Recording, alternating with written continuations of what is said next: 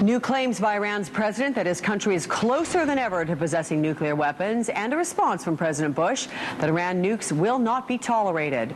But can Iran be stopped? And what part will the new leadership in Washington play in all this?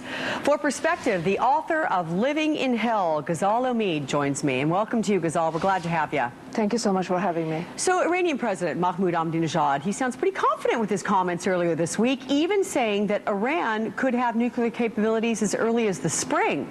Do you think, did U.S. politics and elections, did they embolden him? They are emboldening him, unfortunately. But you have to remember, I don't believe that's true. He's basically boasting on something that he knows that he makes American very nervous by saying so. He uses his point to take advantage of you guys. He's not incapable of making a nuclear plant or power in next season, but it might be in 3 years to 5 years coming.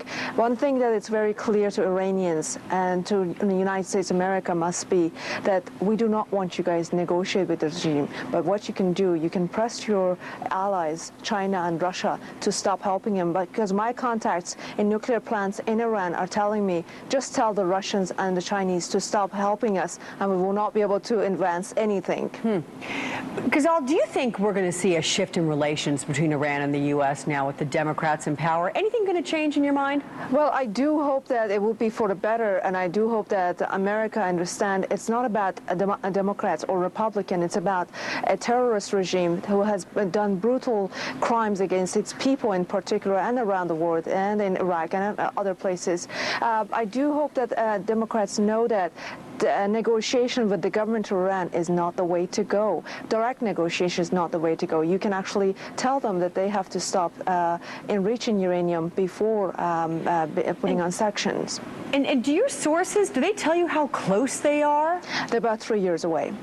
3 years away from what specifically? Nuclear power, nuclear weapons? Become nuclear plant, yeah, having nuclear bombs.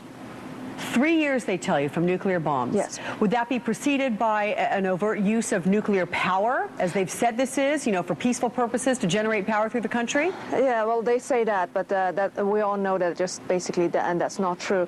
Iran doesn't need nuclear power to distribute energy because Iran has 500 years of natural gas. Iran has 300 days of sunny days. Iran has 60 miles an hour winds that he can use. It's just not about electricity. It's about more than that. We all know that. Iranian people know that, at least.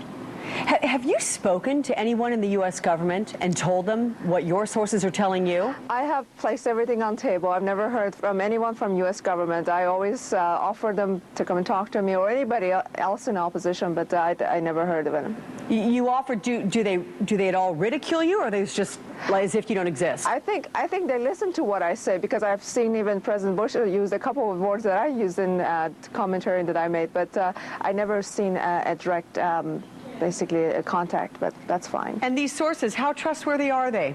Well, they are the people working in these plants, and they have been friends of friends for many years, so they are pretty resourceful. But why would they give you this information? What do you think the reason is? 85% of Iranian nation do not agree with this government. They would do anything to dethrone him. So for them to come out and place themselves in jeopardy to help me or anybody else outside Iran, it really shows, it really indicates that they do not want this regime. Okay, but who is it that doesn't want it? Because you say 85% of the Iranian people. Of the Iranian people, but does that exclude the young people? Because you remember all the students, they were all hailing this when they said, oh, we can enrich the uranium, we need it for peaceful purposes.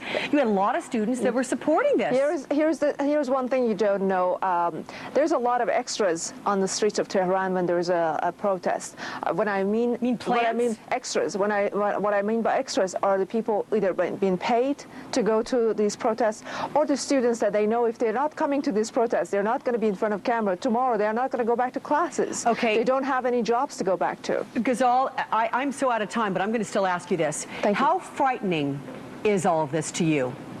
Well, I do know the situation. I know the gravity, but remember, fear is twin brother of death. I do understand that we need to do something about it really quick, but direct talks with Iran just emboldens them more because they believe that they will bring you down to your knees. And that's the message that government Iran is spreading around in the Middle East right now. But if you place sanctions, hard sanction on them, including a smart sanction, they will not be able to trade money. They will not be able to send their children and grandchildren to your schools and use your bank system. It actually hurts them quite a bit, and Iranian want that. Iranian nation wants you to help them because we can't stand up, but with your help. Ghazal Omid, it's a pleasure speaking with you, and come back anytime. We'll see you again soon. Thank you so much. Thank you for having me. Okay, I was supposed to say we're approaching the top of the hour. In fact, we are in the next hour. We're taking a very short break and coming back.